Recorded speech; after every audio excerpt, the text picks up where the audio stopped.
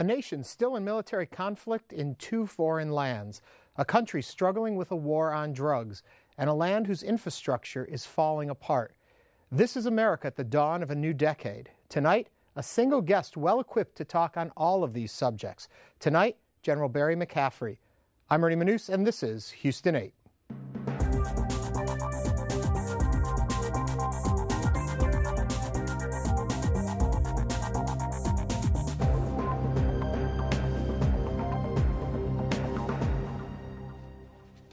Joining us tonight is General Barry McCaffrey, U.S. Army retired and former U.S. drug czar. Welcome. Good to be with you, Ernie. There's a lot going on in our country at this Sure. point in our history, Yeah. and you seem to have your hand in a lot of these pots. Yeah. Let's start off, first of all, with the war. Where do you feel we are at this point in time, and how is it affecting us here at home? Well, we're in trouble. Arguably, we're going to be out of Iraq almost completely in 2011. That's a good thing. 50,000 troops left there. We spent $800 billion. We had 36,000 killed and wounded. Hopefully, Iraq will hold together and there won't be regional war. From where you sit, do you think that'll happen? Yeah, I think on balance, it looks to me as if the Maliki government's going to try and maintain itself. They won't go to all-out genocide against the Sunni Arabs or the Kurds. They won't make nuclear weapons. I think all 6 of Iraq's neighbors have concluded correctly they'll be ill-served by regional war. So I think the focus now will turn to Iran and their nuclear weapons program. So Iraq maybe in the short term will be better off. Remember, at the height of that war, we were spending $12 billion a month. Yeah. And we were having essentially 1,000 killed and wounded a month. Now switch to Afghanistan, tougher issue. We're 800 miles from the ocean. We're in the middle of a tribal war. The Taliban are Pashtun. They're in Afghanistan, they're in Pakistan. They're fighting against the rest of them, Hazaras, Uzbek, Turks, etc. And in Afghanistan, we're now running around $10 billion a month burn rate. We're losing essentially a company a month killed and wounded. And we're a long way from the ocean and the U.S. Navy. And we got some really soft allies. 42 nations are there with us. A lot of them politically are hard put to sustain their presence. Canadians are leaving, the Danes are leaving, the Dutch are leaving, the Germans are right on the edge. And then you look at a very incompetent, shaky, corrupt central government, the Karzai regime. You say, how are we going to do this? So I think the jury's out on Afghanistan, but of course the challenge to our president is, how do you withdraw from Afghanistan? You can't leave chaos. 300,000 got murdered by the Taliban before we got in there. Pakistan, with its nuclear weapons, is unstable. If we pulled out, what would happen in Pakistan? So I think Afghanistan's a real difficult question. A couple of bits of good news. I think the Afghan people are sick of this misery they live in. Mm-hmm. I think they don't want the Taliban back. And we certainly got some great leadership on the ground. This guy, General Petraeus, is the most talented person I think I ever met in my life. But that one's a challenge to U.S. foreign policy and defense policy. Did we go in to the right areas at the right time and handle things the right way in hindsight? No, it was a disaster, and I hate to say it, but a lot of this I put in the responsibility of Secretary Rumsfeld. When they came in office, I was thrilled to see him, older guy, experienced, former Secretary of Defense, man of tremendous personal charm with bad judgment. And I think we went into Iraq with way too few forces. We didn't take Arab allies. Except for the Brits, we took no allies. We went in there with 1 Marine division and 1.5 Army divisions with no notion as to what we would do once we were in there. And predictably, we knocked our armed forces apart very rapidly. They all ran off. They didn't want to fight for Saddam. And then we were stuck in the middle of a civil war for the better part of 8 years. Right. And then Afghanistan, I think, that one was really the seat of al-Qaeda. That was the launch point, the planning, the headquarters for al-Qaeda International. We went in there with tiny forces. And then once we got in there, Iraq started up, shortly thereafter, and we pulled all the special ops people out and put them into Iraq. So I think we caused a lot of our own problems by some fundamental bad judgments. When all is said and done, right, do you believe it will have been worth it, though? Look, I'm a Vietnam veteran. 58,000 killed, 300,000 wounded. We alienated a generation of the military. I've had a son and a daughter in uniform. I don't want to see another generation of the armed forces, the Guard, the Reserve, and the active. I sort of joke in speeches, not much of a joke. When I came out of Vietnam personally, I've been wounded 3 times. My wife hated U.S. politicians, reporters, and generals, and she hadn't changed her mind about any of them since then. So I think we're on the verge of, we've asked the armed forces to do a lot. They put their blood into this. Total, we're pushing now 48,000 killed and wounded. Right. So, Texas National Guard, Reserve, Active Forces, Fort Hood, Fort Bliss, been a big sacrifice over there. We better not have made their efforts in vain. What about the costs to us back here at home? And when I say that, so much attention was put into the war, so much money into the war. Yeah. What did we sacrifice back here? Well, I think it's a good question. Now, by the way, there's sort of 2 different entry points of that debate. One entry point would be, look, right now, Department of Defense is 4.7% of GNP, to include supplementals for the war. So if you look back at our history, if you think we're actually fighting a war now, our troops do, it's the lowest percent of GNP of any war in our history, bar none. I mean, World War II, I think it was 36% of GNP, and Korea and Vietnam, and these are all up in the teens. So it's sort of a modest expenditure of our national wealth fighting these two. It's 100,000 U.S. troops in Afghanistan. There are 12 million people in uniform in World War II out of a much tinier nation. So you can make that argument. Now, having said that, I look around the challenges just here in Texas to repairing America's infrastructure. And if you buy the fact that it's $10 billion a month in Afghanistan, that does an awful lot of, restructuring our aviation, high-speed rail, building urban mass transit, those issues. So there is a cost. We're pushing $1 trillion in the war so far. Did we fall asleep on infrastructure? Did we assume it's there, what we've built is there, and we moved on? Or did we pay attention and we just can't keep up?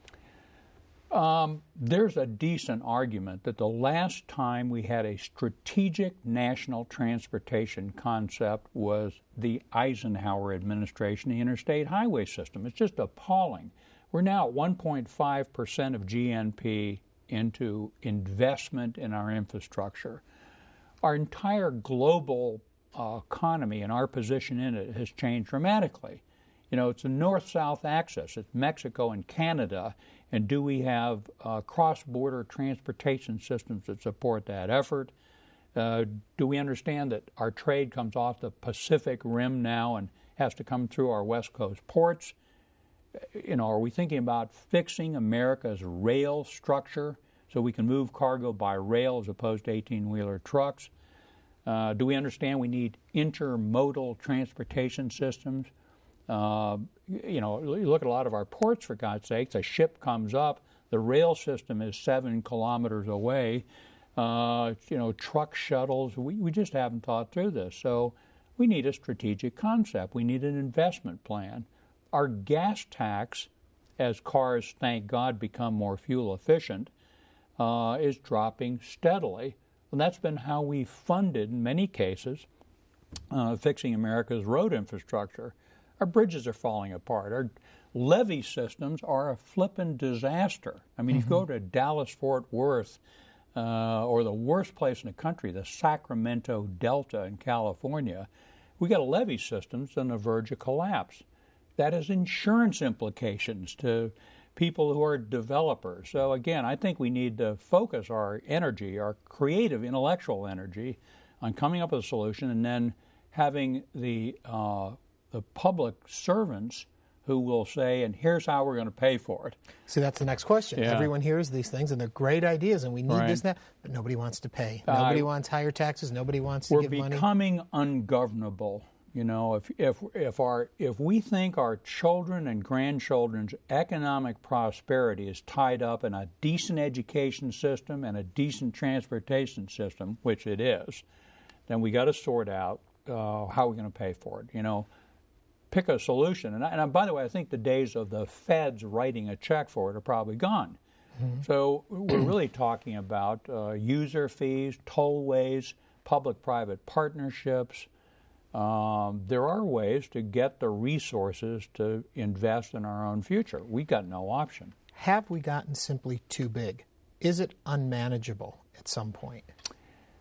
I actually don't think so. No, I think that, you know, the magic of the United States is that this society works from the bottom up. So when the sun comes up in the morning, you know, the business community in Houston aren't wondering, I wonder what the president's doing today or the national legislature. They're thinking, have these people got rules, regulations, and policies that are consistent that I understand so I can make plans to invest? So mostly, I don't think we're too big. 305 million people. We're still 25% of the world's wealth. We still got the best educational system, the most powerful armed forces.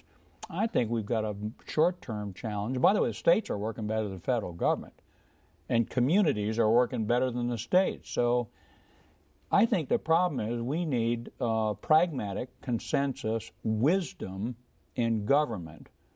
And Texas, by the way, is sort of leading the way. I mean, the economy here, believe it or not, is better than almost anywhere in the country.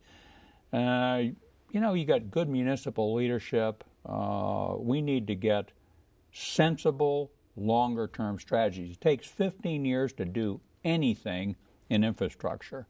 We remember the stimulus bills, and the whole point of the stimulus bill was we're going to give you some money for various activities. You got 18 months to spend it, and we want you to create a lot of jobs. So we had the word floating around, remember, shovel-ready projects. That means repairing potholes. It doesn't mean, you know, anything in transportation engineering. We're talking 5 years to get a major project planned. Was that a mistake that it had to be shovel-ready? Oh, of course it was. Well, you know, to some extent, okay, it was good to get people back to work in the short run, but if I remember the numbers correctly, there was only $8 billion in that stimulus funding for transportation nationwide. Well, drop it a bucket. But even more importantly, if we want to mobilize that industry, you know, architectural design, I'm part of the HoustonPBS board, by the way, so we do this kind of work around the country. But if you want to mobilize the construction industry, the environmental studies, you know, the politics you have to give the political leadership time to sell an approach to the American people. If it's going to be tollways, and by the way, I think that's where a lot of this is going to come from, then you got to go out and develop political consensus. That doesn't happen in 18 months. You need 5 to 15 years for significant changes. But when you say, and I hate to talk about such a large amount of money as though they're nothing, but $8 billion, it's not a huge chunk when you're looking at this. I mean, if you divvy it up in little pockets all over the country, you're talking, you know, bicycle paths, which are important, I might add,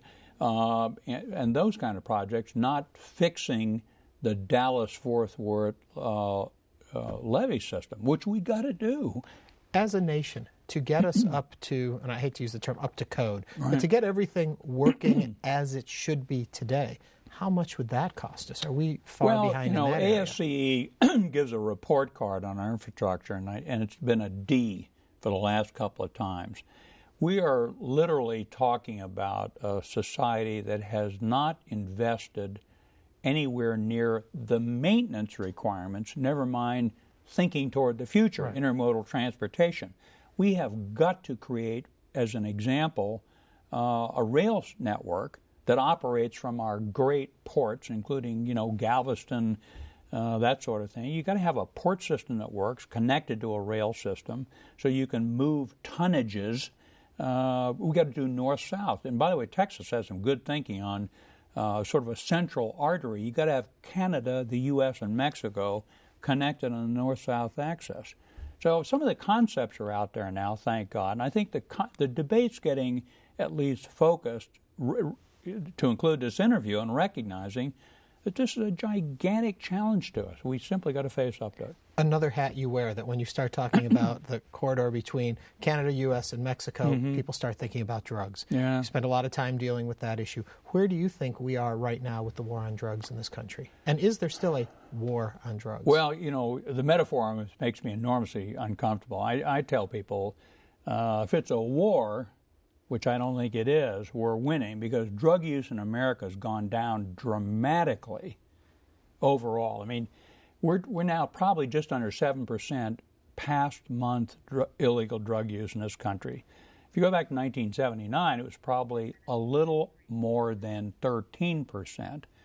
And most of our businesses, big business, and certainly high-tech science, the armed forces are nearly drug-free institutions. They test positive at 1% or 2% a year, to include the Guard and Reserve.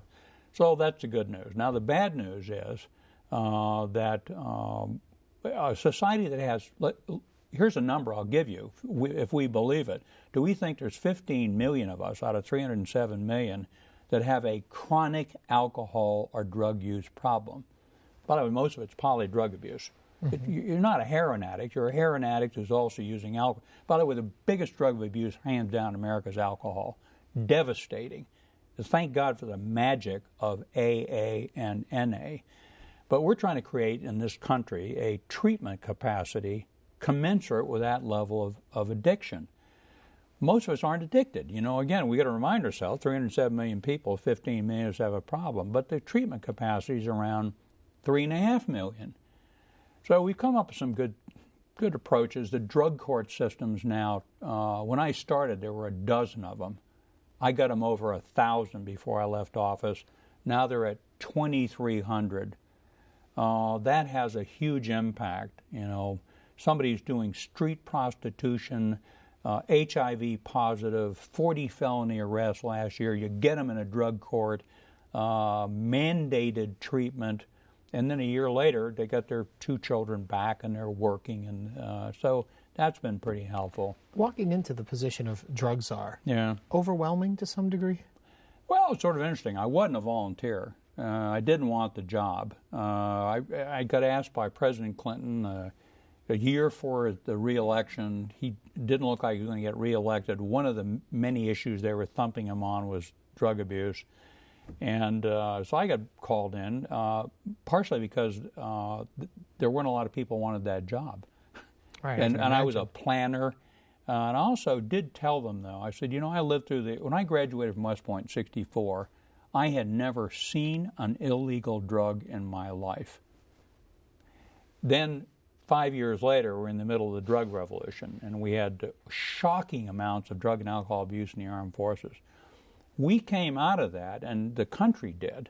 You know, the Reagan administration was about the tipping point. I'm not saying it was a political solution, but when the country started to come back to its senses. So I had seen a lot of this. And by the way, I actually ended up as drug policy director because I was talking to my dad. He said, hey, shut up and do what the president told you. Yes, sir. Yeah. 5 years in office, it was the most important thing I ever did in my life. I'm still very heavily involved in that issue. Drug courts, treatment programs. The National Guard does tremendous work for us. I'm on an advisory committee to the Mexican government on drugs and crime. I'm on the board of directors of treatment companies. So we're moving in the right direction. Let's talk a little bit about the Mexican-American relationship right now when it comes to drugs and the border and the violence that's happening over there. All of this interconnected for you? Well, I tell you, Mexico is, you know, arguably Mexico and Canada are the most important countries in the face of the earth to us. And we got these 4 U.S. border states. By the way, for a couple of reasons that are interesting to me, Texas does better dealing with Mexico, bar none, than the other 3 border states. A variety of reasons for that. But as we look across that border, these are our friends. Our economic future is completely wrapped up in Mexico. And by the way, they're good business guys. You know, you can deal with them over the telephone. They'll do what they say. but they've got shocking incompetence and corruption in some of their institutions, the most important of which is their law enforcement capability. I mean, the municipal police in Juarez, by the way, Juarez, with more than 4,000 murdered this year, may be the most dangerous place on the face of the earth. It's just shocking. 8 of the Mexican states are wrapped up in crime, more than 31,000 murdered. And we got this brave president of Mexico, a man of integrity and leadership and vision. He's not fighting a drug war. He's trying to institute the rule of law in Mexico. Mm-hmm. And it's tough going. Thank God for the Mexican Army and the Navy, or they would have gone under. If you hear these arguments all the time, if we legalize drugs in the U.S., it will break down the illegal activities in Mexico. True, false? I don't know. I find that so preposterous. And by the way, the only people who really buy that argument are 300 elite intellectuals in America. If you ask a mother or an employer or an Army first sergeant, hey, what do you think? Is it a good idea to legalize heroin, methamphetamines, cocaine? The problem with these drugs isn't whether they're legal or illegal. It's that they're ferociously addictive. They develop tolerance and dependence. And then the next thing you know, your job-related, legal, medical, and social activities are incredibly impaired by chronic addiction. By the way, it's also no fun anymore. I mean, you start using them so the drugs gave you these intense euphoria, and then suddenly, you know, you're doing street prostitution or breaking into people's cars, and the only person that ends up caring about you is your mother. Mm-hmm. And then when we try and get you into recovery, and by the way, we can do something about it. So your viewers who've got a family member or an employee that's in trouble on drug and alcohol abuse, we can actually do something about it. We can get you and, you know, detoxify you if you're a heroin or meth addict pretty easily, and then we can give you 30 days residential care, and then hopefully we'll get you in relapse prevention. But boy, that's hard work and expensive. Better you don't get exposed to drugs between the 6th grade and the 12th grade. So legalized drugs never happen. We certainly decriminalized, we quasi-legalized marijuana through the medical marijuana thing, which is complete nonsense. By the way, if you're a cancer survivor with prostate cancer pain, you're not going to manage it with a doobie stuck in your face. I mean, the pain management clinics are terrific among docs. So I think legalizing drugs just adds to the problem. If we were to give you the keys to the city, keys to the country, 5 years from now, where would you be? What would you want changed and done on all of these areas we've spoken about? Well, if you gave me the keys to the city, I'd move right here to Houston for starters. I love this place. We can arrange it. But, you know, there's nothing wrong with this country. I mean, thank God for the Constitution. It's a law-abiding society. It's got a tremendous economic base. It's got entrepreneurial spirit. We still got people that get outraged when they see corruption or incompetence. We got an aggressive free press. That's a great place to live. You know, I see all sorts of foreigners come here. They're not sending their kids to madrasas in Pakistan to study. They want to send them to the University of Texas. Mm-hmm. And people like coming here for medical care and banking and tourism and recreation. So the country is doing pretty good. I think we've had a crisis of leadership. We need political leadership, and I think this state's been fortunate that has the guts to stand up and say, here's what we're trying to achieve, and here's the cost, and I ask for your support. And I think that's been lacking, particularly in the federal government, increasingly for 15 years. Looking to the future, we get out of Iran and Iraq, or out of Iraq and Afghanistan. Mm-hmm. Iran looks to be the next hot zone, as you said at the beginning. We've also got Pakistan.